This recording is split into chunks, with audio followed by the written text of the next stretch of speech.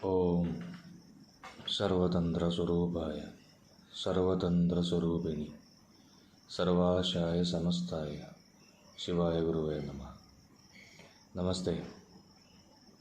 हम अन्न विज्ञान का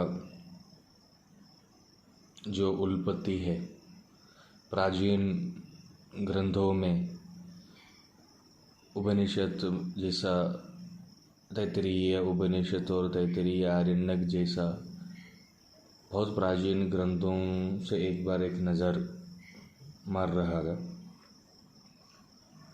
तैत्तिरीय उपनिषद इसलिए सेलेक्ट किया क्योंकि बाकी बहुत सारा उपनिषदों में थोड़ा बहुत बता, जैसे चांदोक्य उपनिषद में भी बताते हैं, लेकिन सबसे ज़्यादा अन्न के बारे में जो वर्णन है वो तैत्तिरीयम में है, इसलिए तैत्तिरीयम सेलेक्ट किया है।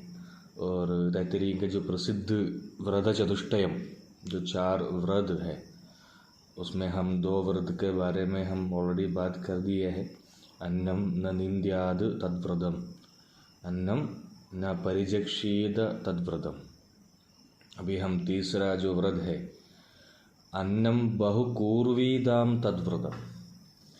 अन्नम बहुकूर्वीदाम तद्व्रतम मतलब जो अन्न है वो बहुत सारा उगाना है, वो बहुत सारा फार्म करना है अन्नम, ये तैत्तिरीय बताते हैं। बहुत सारे फार्म करना है मतलब आज का समय में अगर आप थोड़ा सा एक स्टैटिस्टिक्स निकाल के देखेंगे, 1947 हमारा इंडिपेंडेंट मिलने से पहले हम बोलते हैं ब्रिटिश लोग हमको काफ़ी कुछ यहाँ पे नुकसान करके गया है। वो नुकसान किया होगा, लेकिन वो लोग हमारे संस्कृति को खोया नहीं था या उसको उन्होंने नुकसान पहुँचाया नहीं था। उन्होंने हमारा संपत्ति लेके गए ज़रूर, लेकिन हमारा कल्चर में उन्होंने ज़्यादा मैनिपुलेशन नहीं किया। जितना भी मैनिपुलेशन, हम हमेशा गलत फहमी ये है कि सारा ब्रिटिश लोगों के ऊपर हम डोल देते हैं। हमारा बच्चा बिगड़ गया तो वो भी मॉडर्न कल्चर के कारण। हमारा कोई भी चीज़ यहाँ पे अभी भी हो रहे है, कोई एनवायरमेंटल चेंजेस हो, किसी भी प्रकार का हो, नेचुरल डिसास्टर्स हो, वो सारे हम किसी और को ऊपर ढोल देते। लेकिन इसका उनसे ज़्यादा इसका जो हिस्सेदार है वो हम हैं। उससे पहले फार्मिंग और एग्रीकल्चर हमारा देश में एक बहुत आगे स्केल तक था। अभी हम फार्मिंग और एग्रीकल्चर हमारा इंडिया में हो रहा है, लेकिन उसका क्या हाल है ये आप सबको पता है। और इस सिचुएशन में जैसा तैत्तिरीयम तो बहुकूर्वीदाम बोलते हैं, बहुत सारे आप सबको करने, अगर बहुत सारे अगर नहीं किया तो भी कम से कम अपने खाने के लिए, आप चाहे डॉक्टर हो, इंजीनियर हो, टीचर हो, आईटी प्रोफेशनल हो, कोई भी हो, अपना जगह घर पे एक छोटी सी जगह अपना अन्न, चाहे वो कुछ भी हो सकता है, सब्जी हो सकता है, कुछ भी हो सकता है, उगा के उस चीज़ से आप खाने के लिए आज का समय में उसका महत्व ज़्यादा है। क्योंकि आज आप बाहर से जितना भी हम फूड आते हैं, वो चाहे प्रिपेयर्ड फूड हो, अनप्रिपेयर्ड फूड हो, जो भी आते हैं, फ्रूट्स आते हैं, वो सारा आजकल हार्मोनल का इंजेक्टेड और अलग अलग प्रिजर्वेटिव उसमें डाले हुए आते हैं।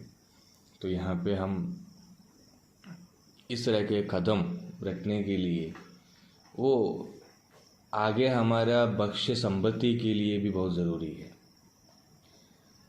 और क्या होते हैं कि हम खुद करते भी नहीं हैं और करने वालों को कभी भी हम सपोर्ट नहीं करते। हमारा देश हो, हम हो, जनता हो,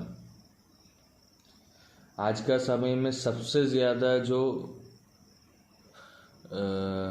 जीवन जो जी रहे वो हमारा फार्मर्स है। क्योंकि वो हमको जैसा भी हम अन्न का थोड़े बहुत बातें बता दी है, इतना महत्व अन्न जिसे हम हुआ है और वो अन्न हमको देने वाला जो फार्मर है वो आज एक बहुत कष्ट जीवन जी रहे।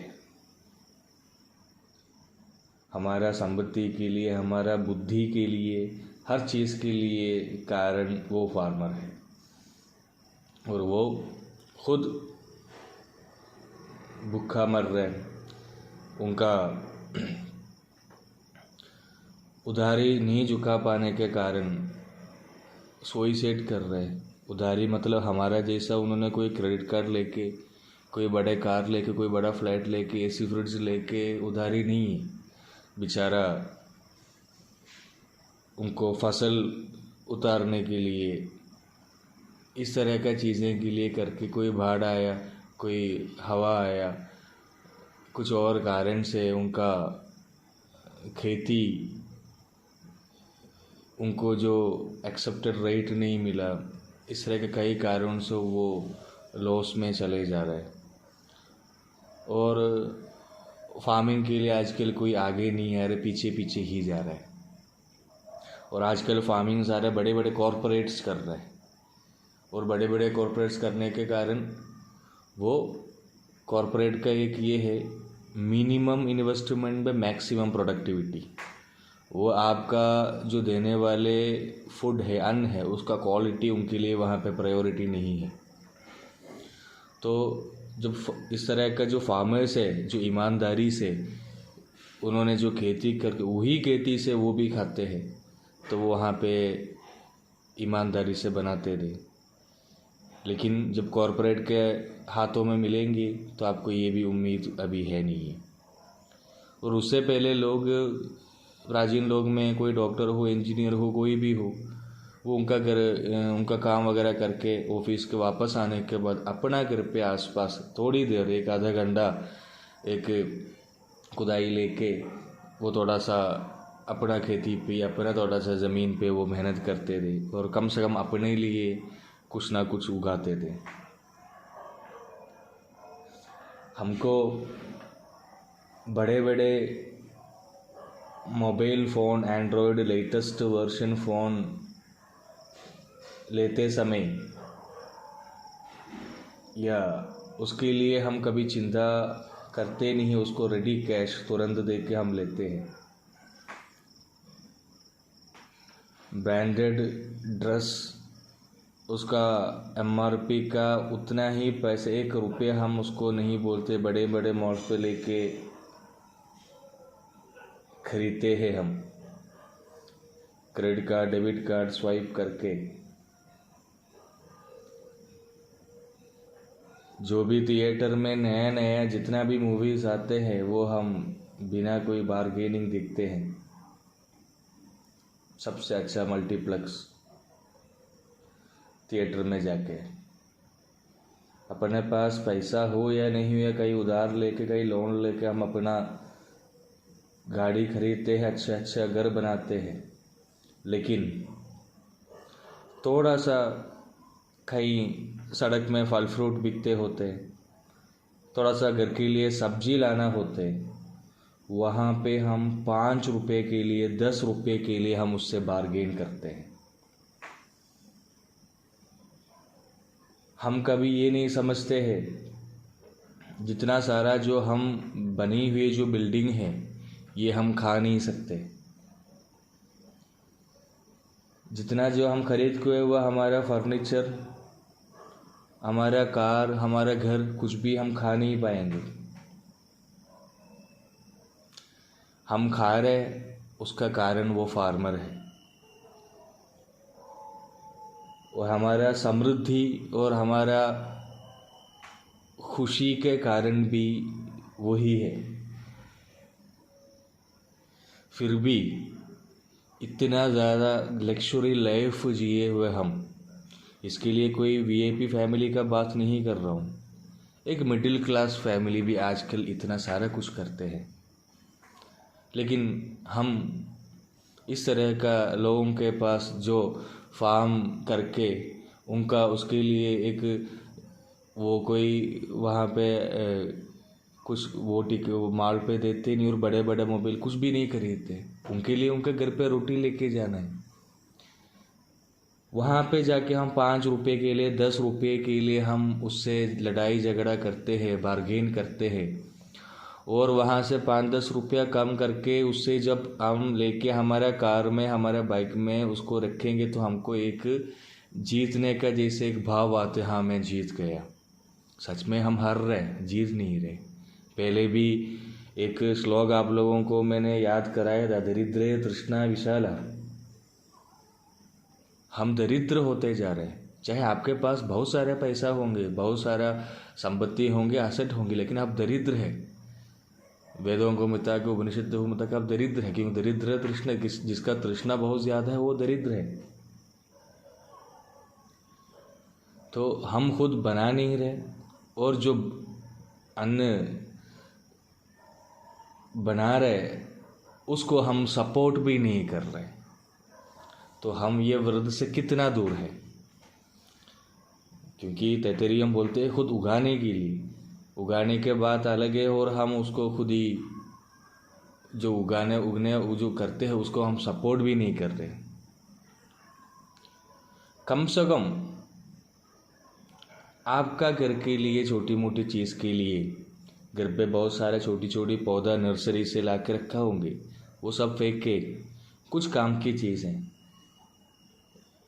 कोई पत्ते, कोई सब्जी, जो भी आप लोगों का देश के अनुसार, सीजन के अनुसार जो आपको मिलेंगी वो आप उसको उगा दीजिए, उसको रोज़ पानी दे दीजिए, बच्चों को भी दिखा दीजिए पानी दे के, उसको पाल लीजिए, और उससे सब्जी बना के एक बार खा लीजिए। क्योंकि आज का समय हमारा सबसे बड़ा चैलेंज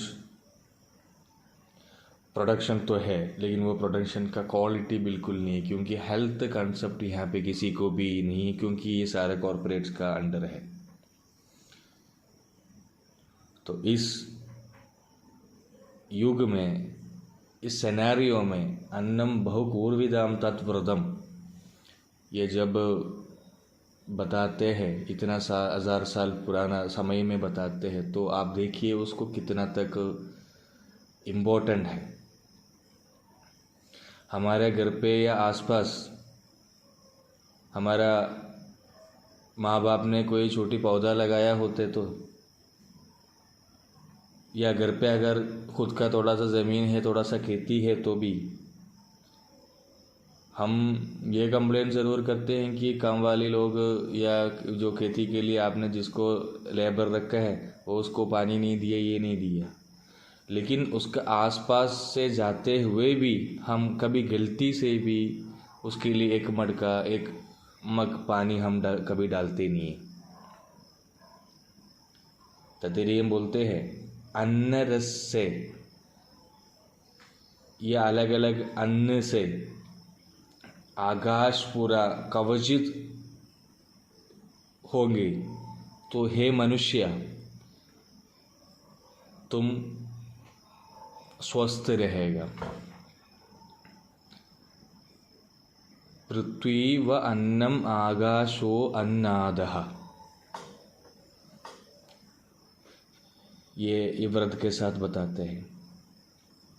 आप देखिए कितना गहरी कंसेप्ट, अभी का बात नहीं कह रहा हूँ, जो इतना साइंस डेवलप होके हम खुद मानते हैं बहुत एजुकेटेड है, अभी का बात नहीं, उस समय जो बताया है, जो एनवायरनमेंट हमारा वायुमंडल और हमारा अन्न या हमारा यहाँ पे वृक्ष और बाकी अन्न और हमारा वायुमंडल कैसे जुड़ी हुई है, इसके लिए एक रिमेम्बरेंस उस समय हमारा वेदों उपनिषद में दे रहे, और वो एनवायरमेंटल चेंजेस से और उसको एनवायरनमेंट को प्रोटेक्ट करने के लिए हमको तैत्तिरीयम इस तरीके से हमको बताते हैं। आज का समय में हमको वो थोड़ा ज़्यादा समझ आएगा, क्योंकि कोविड-19 जैसा एक महामारी आज पूरा दुनिया में 40 लाख लोगों से ऊपर क्रॉस कर चुका है, इंडिया में वो 70,000 से ऊपर आया है। ये 70,000 भी मैं नहीं मानता हूँ ये 70,000 एक फिगर है, क्योंकि 130 करोड़ का जनता है हमारा देश में। तो अगर उसमें 1% लोगों को अगर आपको टेस्ट करना होते हैं तो कम से कम 1.25 करोड़ लोग होते हैं। हम उसका भी आधा कभी टेस्ट ही नहीं किए हैं, तो हम कैसे मान सकते हैं कि 70,000 लोग ही इन्फेक्टेड है। तो वो एक साइड में रख लीजिएगा, मेरा विषय वो नहीं है। तो आज का समय में लोग कोविड-19 को केवल एक डिसीज़ या इस तरह एक रोग या एक वायरल या वायरस इस तरह के नहीं देख रहे, उसको अलग अलग नज़रों में देख रहे हैं। यूनाइटेड नेशंस इसको बोलते हैं it's a man made disaster. हम जो कई सालों से जो करते जा रहे हैं, जो एनवायरनमेंट को, वायुमंडल को, हमारा नेचर को हम जो तंग करते जा रहे हैं, उसका सज़ा है जो हमको मिल रहा है। हमारा वायुमंडल में कार्बन का क्वांटिटी बढ़ते जा रहे हैं। इस वजह से हमारे वायुमंडल में ताप बढ़ रहा है और समुद्र जल का जो गति है वो चेंज होते जा रहे हैं, और इस तरह का जो स्नो हिल्स है वो पूरा मेल्ट होते जा रहे हैं। इसके सब परिणाम के एक अंतिम रूप है जो हमारा अलग अलग नेचुरल डिसास्टर्स या नेचुरल कैलामिटीज़। कहीं लाके बड़े बड़े फिलोसोफर्स और सोशल थिंकर्स कोविड-19 को भी एक नेचुरल डिसास्टर मान रहे हैं, क्योंकि दुनिया अब बिफोर एंड आफ्टर कोविड-19 इस तरह का दो हिस्सा बनने का चांस ज़्यादा है। क्योंकि पूरा वर्ल्ड को कोविड के पहले कैसे था ऐसे ही अभी रहना बहुत आप मान सकते हैं कि पॉसिबल ही नहीं है। अभी ये जो एक चोट या एक सज़ा ये इंसान को कैसे परिणाम करेंगे वो हमको आगे देखने वाली बात है। शायद ये सब हो के 1-2 महीने के बाद हम वही करेंगे जो हम बोलने के बाद जो हम करते रहे, या हम अभी ये भी सोच सकेंगे इंसान एक सोशल एनिमल है और सिर्फ हम नहीं है दुनिया में, बाकी भी बहुत सारा जानवर, पौधे, पत्ते, वायुमंडल ये सब है तो हम हैं, ये सब नहीं है तो हम नहीं हैं। अगर ये सोच आएगा या नहीं ये हमको आगे देखने वाली बात है। IPCC का एक रिपोर्ट्स था 2007 में शायद। IPCC मतलब inter government panel on climate change. ये बहुत बड़ा एक संगठन है जो तकरीबन 3000 साइंटिस्ट, बड़े बड़े साइंटिस्ट ये जो क्लाइमेट चेंजेस के बारे में उसका द्वारा जो हो रहे नेचुरल कैलामिटीज़ के बारे में लगातार उसके लगे हो रहे। तो उन्होंने एक बहुत एक स्ट्रेंज रिपोर्ट प्रेजेंट किया था 2007 में, शायद 2007 या 2008 में। वो रिपोर्ट ये था, वो बोल रहे हैं अगर ये पूरा दुनिया का सारे देश, सारे कंट्रीज़, सारे सोसाइटीज़ जो फर्स्ट वर्ल्ड वार जैसा सारे डेवलप्ड कंट्रीज़ अगर हो जाता तो आज हमारा धरती बसते ही नहीं होते। नहीं समझ गया होगा, आ गया होगा आप लोगों को। ये नहीं बोल रहा हूँ कि डेवलप्ड होने के वजह से, ये बोल रहा हूँ वो रिपोर्ट में अगर सारे कंट्रीज़ अमेरिका जैसा, इंग्लैंड जैसा सारे कंट्रीज़ अगर डेवलप्ड कंट्रीज़ होते तो आज का समय हमारे धरती ही नहीं बचते होते। क्योंकि आज अगर हमारे धरती बचने के कारण वो डेवलप्ड होने के कारण नहीं है, कहीं सारा कंट्रीज ना डेवलप होने के कारण आज वो भी और हम भी ज़िंदा हैं और ये धरती भी ज़िंदा है। आप लोगों को शायद पता होगा, यूएसए के एक सिटीज़न, उनका एक पर कैपिटा कार्बन एमिशन वो है 27 टन। एक बंदे का कार्बन एमिशन है 27 टन। और बाकी पूरा देश में जो 400 करोड़ लोगों का जनता के देखेंगे तो वहाँ पे एक सिटीज़न का पर कैपिटा टन है 2 टन। लेकिन यूएसए का एक सिटीज़न का पर कैपिटा कार्बन है 27 ton. This is the gift of industrial revolution, globalisation, civilisation and capitalism. हमारा इंडस्ट्रियल रिवोल्यूशन, ये इंडस्ट्रियलाइजेशन तकरीबन 19 से हो रहा है, 19th सेंचुरी से हो रहा है। हर चीज़ इंडस्ट्रियलाइज करने का, हेल्थ भी इंडस्ट्रियलाइज किया हुआ है, हर चीज़। और हमारा वायुमंडल का जो कार्बन का जो मेजरमेंट है वो इंडस्ट्रियल रेवोल्यूशन से पहले, यानी 19th सेंचुरी से पहले वो अबव 200 ppm था। हमारा वायुमंडल में ऑक्सीजन के साथ जो कार्बन का जो रेशियो या उसका मेजरमेंट 200 ppm था। ppm मतलब पार्ट्स पर मिलियन।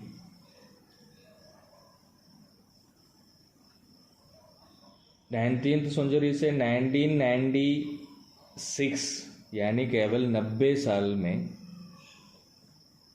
ये 390 ppm हुआ है। 200 ppm से लेके 390 तकरीबन डबल।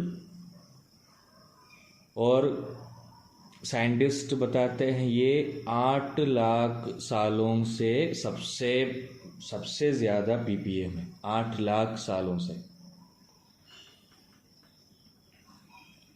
हमारे वायुमंडल में जो वायुमंडल को सहने का एक मैक्सिमम कार्बन का ppm वो 450 ppm है। वो 450 का ppm ऑफ कार्बन के बाद फिर वायुमंडल उसको सह नहीं पाएंगी, हमारा धरती का सत्यानाश हो जाएंगे। 200 ppm से 390 ppm केवल 100 साल में 1996 में हुआ है। तो 2010 का रिपोर्ट बताते हैं ये 400 ppm हुआ है। और 2013 का रिपोर्ट्स में 410 ppm हुआ है। और हर रोज़ 1.6 ppm का अनुपात में ये बढ़ते जा रहे हैं हर साल में। अगर इस तरफ जाएंगे तो 25 या 30 साल के अंदर अंदर हम वो बॉर्डर में पहुंचेंगे जहां 450 ppm वो हमने रखी हुई एक बॉर्डर नहीं है, वो हमारा प्रकृति नेचर ने रखी हुई एक बॉर्डर है। वो बॉर्डर में पहुंचेंगे जो इरिवर्सिबल बॉर्डर, वहाँ से वापस हम कभी लौट के आ नहीं सकते। उसको साइंटिस्ट लोग बताते हैं कि द प्लैनेट बाउंड्री, जो प्लैनेट ने जो दिया हुआ बाउंड्री है, मतलब 25-30 साल में ये 410 से 450 होने के लिए कहीं ज़्यादा दूर नहीं है।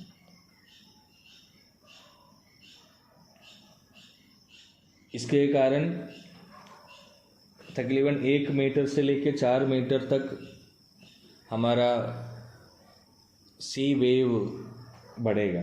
तो आप सोचेंगे 1 मीटर 4 मीटर बहुत छोटा है, तो इससे क्या दिक्कत आते हैं। 1 मीटर मतलब तकरीबन 100 करोड़ लोगों का, जनता का घर डूब जाएगा। 4 मीटर अगर समुद्र का ये ऊपर ऊंचा हो गया तो तकरीबन 350 करोड़ से 400 करोड़ का घर डूब जाएगा। अभी पिछले 1 महीने में सिसक जैसा बड़े बड़े फिलोसोफर, चॉम्स्की, युval हैरारी जैसा बड़े बड़े फिलोसोफर, सोशल थिंकर, बहुत बड़े बड़े प्रसिद्ध राइटर्स, ये सब इसके बारे में चर्चा कर रहे हैं। लेकिन चरक संहिता से भी पहले वाला जो प्राचीन ग्रंथ तैत्तिरीय उपनिषद, उसी समय हमको वार्निंग दिया और हमको बताया भी है, पृथ्वी व अन्नम आकाशो अन्नादः। ये अन्न, ये वृक्ष, ये पौधा, ये सब आप उसको संभाल लेंगे तो आकाश साफ रहेंगे और उसी से आप स्वस्थ रहेंगे। आप देखिए ये लोग कितना, उसका नज़र कैसे उनको ऐसे सोच पाया।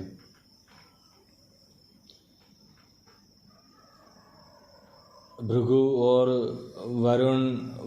वरुणन वगैरह हमको यही उस समय बताते हैं। हम ये मिट्टी के साथ, धरती के साथ,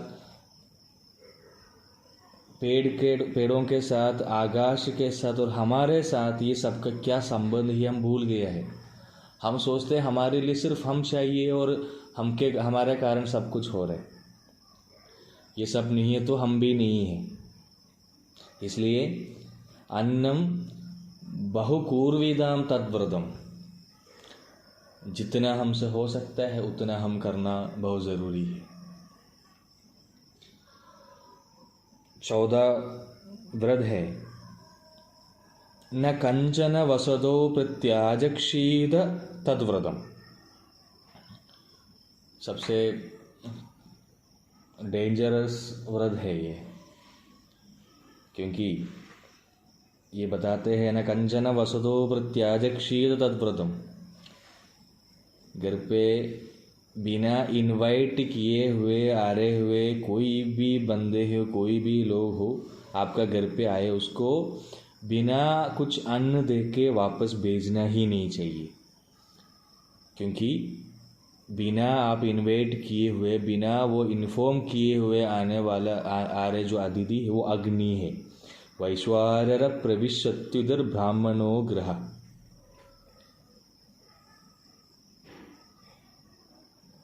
हम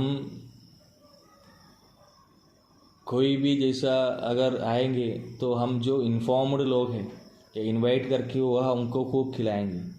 लेकिन जो बिना इनवाइट किए हुए हमारे एक्सीडेंटली हमारे घर पे आए लोग हैं, वो सबसे ज़्यादा आपको वहाँ उनको ज़्यादा उपचार करना है। उनको आप अन्न का बिना अन्न देते उसको कभी भेजना ही नहीं चाहिए। अन्न 3 दोष से जुड़े हुए हैं, आश्रयम, निमित्तम और जाति। इसके बारे में हम आने वाले क्लासेस में डिस्कस करेंगे।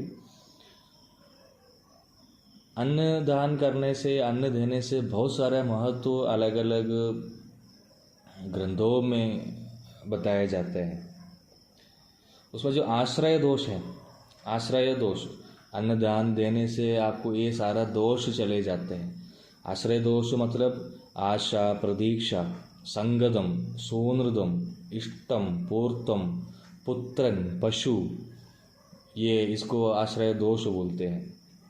ये सब दोष आप अन्न नहीं देते उस समय ही होते हैं, और आप अन्न देते हैं तो ये चले जाते हैं। आशा मतलब आग्रह, ख्वाहिश, या आशा को हम ऐसा बोल सकते हैं जो आपके पास नहीं है उस चीज़ से है आशा। प्रतीक्षा मतलब आपके पास है लेकिन आप इंतज़ार कर रहे हैं। फ्लाइट आ रहा है, बेटा या हस्बैंड या वाइफ आ रहे उसमें से, अमेरिका से। फ़्लाइट वहाँ से निकल गया लेकिन यहाँ पहुँचा नहीं है, फ़्लाइट डिसास्टर हो गया। प्रतीक्षा गया। संगदम, आपके हाथ में आ गया लेकिन आप उसको खो लिया। एक अच्छे प्यार से बहुत प्यारी एक मटका पैसा दे के लिया, उनको पैसा दे के आपका मटका आपका हाथ पे आके आप उसको घर पे रखते हुए नीचे गिर गया और टूट गया। मतलब आपके हाथ पे आ गए, आपका अपना हो गया, लेकिन उसको अनुभव नहीं कर पाया, उसको खो दिया। उसको संगदम बोलते हैं। सूनृदम, सूनृदम वाणी, वाणी मतलब मधुर होना चाहिए। आपका वाची या वाणी बिल्कुल मधुर होना चाहिए। वो दूसरे को खुश देने वाला वाणी होना चाहिए, दूसरे को नफरत फैलाने वाला नहीं।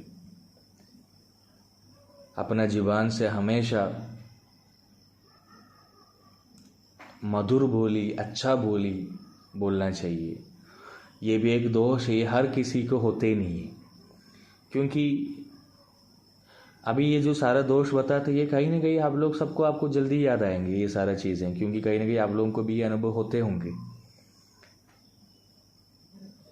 कुछ कुछ लोगों को साथ चाहे हम उसको पहले जानते नहीं होंगे, लेकिन फिर भी हम उनके पास थोड़ी देर बैठ के बात करेंगे तो